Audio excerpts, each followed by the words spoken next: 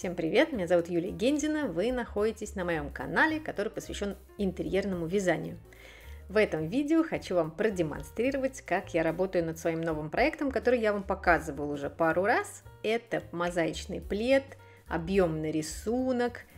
Я думаю, что уже скоро я свяжу наконец несколько рапортов в высоту, и вы сможете увидеть, как он ложится в таком большом полотне. Но хочу поговорить я не про это. Хочу вам показать, как я его вяжу.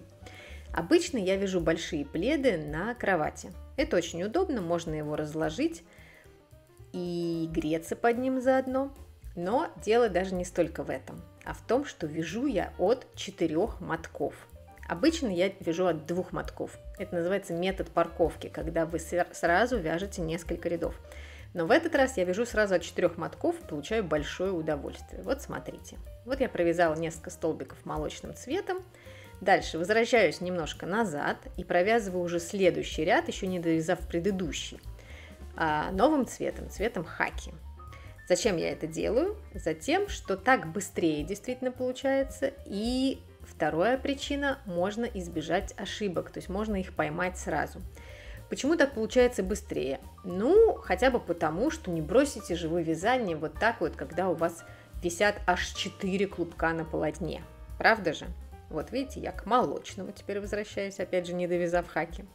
Так вот, бросать нехорошо, поэтому получается, что за раз вы провяжете точно 4 ряда, чтобы все эти клубки от полотна отвязать.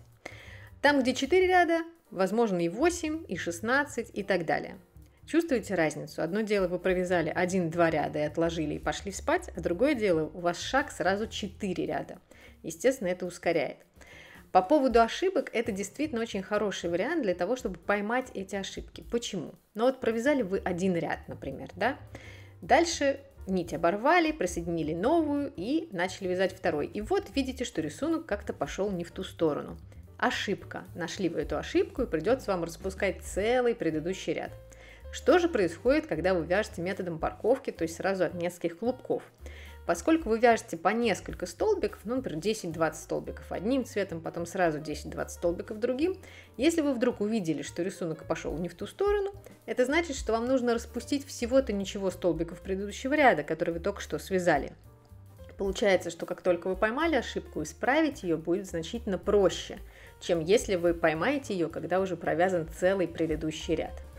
Поэтому рекомендую очень метод парковки, тем более вы видите, что работа у меня идет споро. Еще очень важный есть момент. Нужно постараться не допустить путающихся клубков. Соблазн велик им запутаться, потому что они у вас подбираются один за другим, да, и есть шанс, что все-таки они начнут путаться. Как этого не допустить? Посмотрите, как они у меня четко лежат по разные стороны от моих ног. 2 клубка лежат слева, 2 другие клубка лежат справа.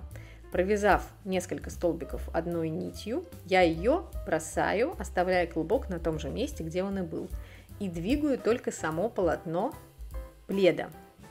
Потом подхватываю уже следующий клубок и начинаю вязать им. И так, пока не провяжу все 4.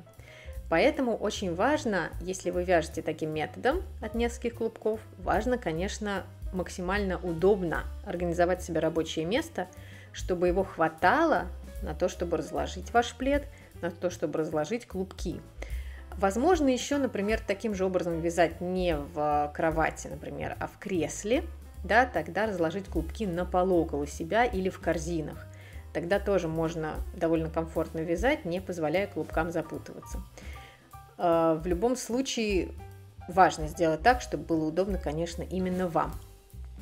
Я бы рекомендовала, если у вас нет возможности организовать себе рабочее место таким образом, чтобы оно давало вам свободу движений, то можно пользоваться все равно методом парковки, но ограничиться, например, 2 клубками. Их будет проще расположить, один слева, другой справа, и тогда тоже путаться ничего не будет.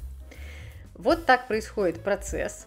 Мне очень нравится, очень комфортно, будет очень интересно узнать, вяжете ли вы методом парковки, сколько клубков у вас в работе, или наоборот, вам это неудобно. Может быть, вам проще вязать по старинке, один цвет в ряду, пока не закончили, не присоединяете другую нить. Может быть, для вас этот способ нов, И тогда мне было бы интересно послушать ваши отзывы. Попробуйте, как пойдет. Начните с 2 клубков, а потом можно уже дойти и до большего количества. В любом случае, приятного вам вязания. Ну и, как обычно, мое главное пожелание – будьте здоровы. Пока-пока.